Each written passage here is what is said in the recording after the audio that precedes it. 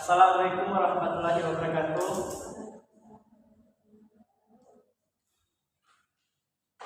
Baiklah, kami di sini kelompok 6 ingin mempresentasikan tugas kerja kelompok kami. Di sini saya sebagai moderator Ilham Lukman dan di samping saya kita akan membaca dari Al-Zaitun. Baiklah, untuk membaca materi pertama yaitu saya sendiri.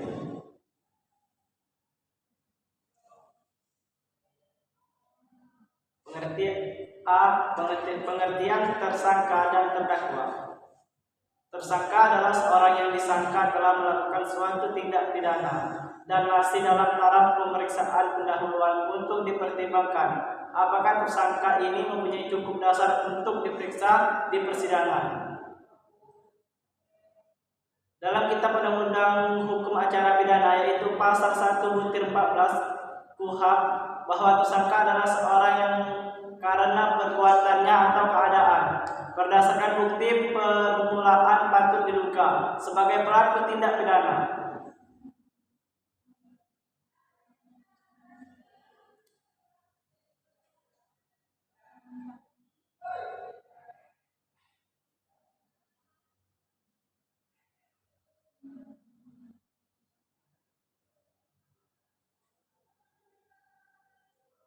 Pengertian tersangka dan terdakwa sering disalahartikan oleh kebanyakan orang, yaitu bahwa seolah-olah tersangka atau terdakwa itu sudah pasti bersalah atau terpidana.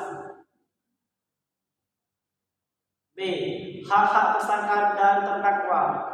1. Hak-hak seorang tersangka. Hak-hak seorang tersangka dibedakan menjadi beberapa proses, yaitu A. Proses penangkapan. 1. Alasan kenapa seorang tersebut ditangkap.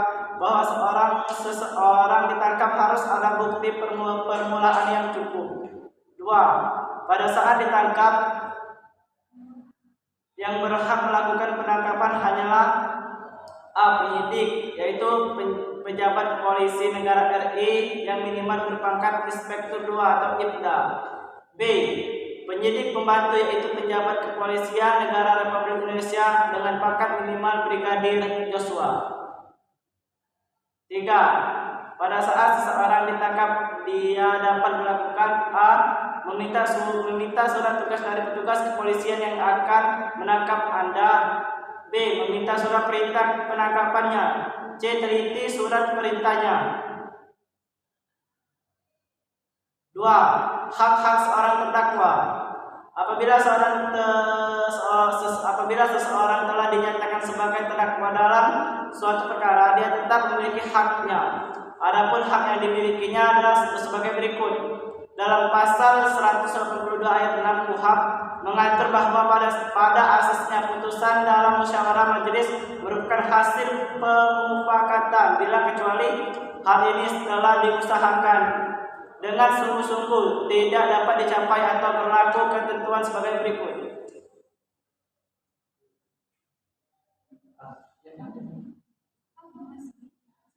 A. Putusan diambil dengan suara terbanyak.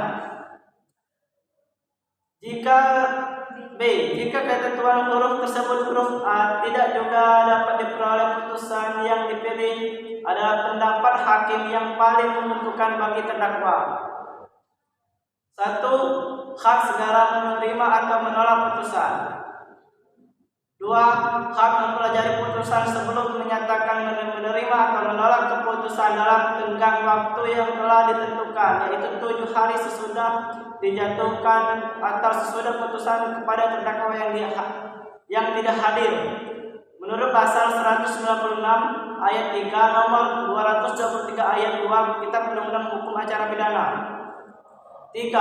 Hak meminta penangguhan pelaksanaan putusan dalam waktu yang telah ditentukan oleh undang-undang untuk dapat mengajukan gerasi dalam hal ia menerima putusan pasal 169 ayat 3 KUHP. 4. Hak meminta banding. dalam tenggang waktu 7 hari setelah putusan dijatuhkan atau setelah putusan diberitahukan kepada terdakwa yang tidak hadir yang terdapat dalam pasal 196 ayat 2 KUHP. C. Kedudukan tersangka dan terdakwa dalam peradilan pidana.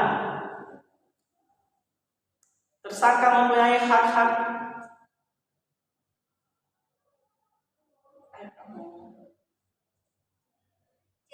kedudukan tersangka dan terdakwa dalam peradilan pidana.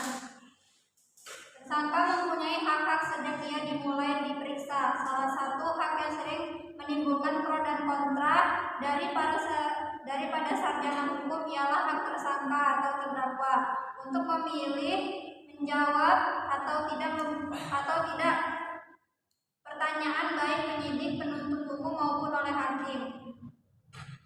Kewajiban polisi atau penyidik seperti tersebut di atas tidak dikenal oleh KUHP Indonesia. Masalah apakah tersangka berhak untuk berdiam diri tidak menjawab pertanyaan, rupanya tidak tegas dianut oleh KUHP. Di dalam KUHP hanya dikatakan pada pasal 52 dalam pemeriksaan tingkat penyidik dan pengadilan, tersangka atau terdakwa berhak memberikan keterangan secara bebas kepada penyidik atau hakim. Dalam penjelasan pasal itu jelas yang dimaksud, yaitu tersangka tidak boleh dipaksa atau ditekan. Jadi dijelaskan apakah tersangka atau terdakwa berhak berdiam diri, tidak menjawab pertanyaan. Penjelasan itu 31 mengatakan supaya pemeriksaan dapat mencapai hasil yang tidak menyimpang daripada yang sebenarnya, maka tersangka atau terdakwa harus dijauhi rasa takut. Oleh karena itu, wajib dicegah adanya paksaan atau tekanan terhadap tersangka atau terdakwa.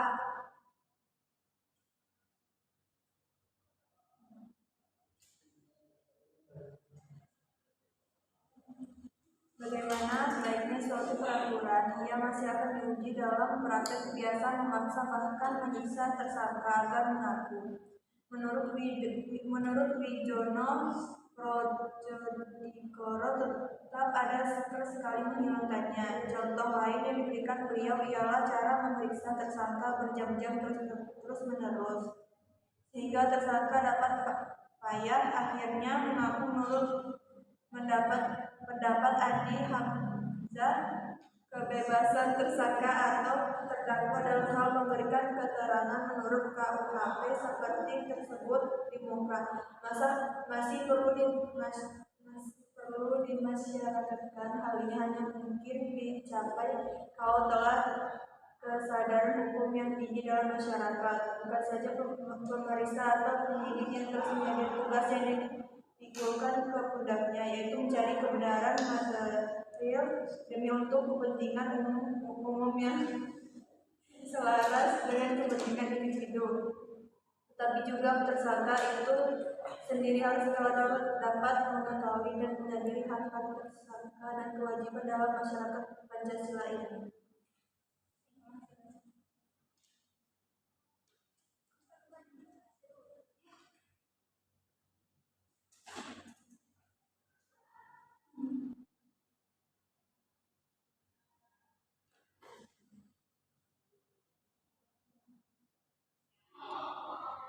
Kesimpulan, tersangka adalah seorang yang disangka telah melakukan sesuatu tindak pidana dan ini masih dalam taraf pemeriksaan. Pendahuluan untuk dipertimbangkan apakah tersangka ini mempunyai cukup dasar untuk diperiksa dan di persidangan.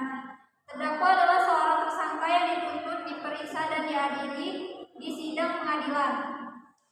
Hak-hak tersangka atau terdakwa secara garis besar diatur dalam KUHP sebagaimana terdapat dalam pasal 50 sampai pasal 68. Hak-hak tersangka atau terdakwa yang diatur dalam KUHP merupakan salah satu keunggulan dibandingkan hukum acara lama atau WIR sebagai ketentuan yang bersifat abstrak.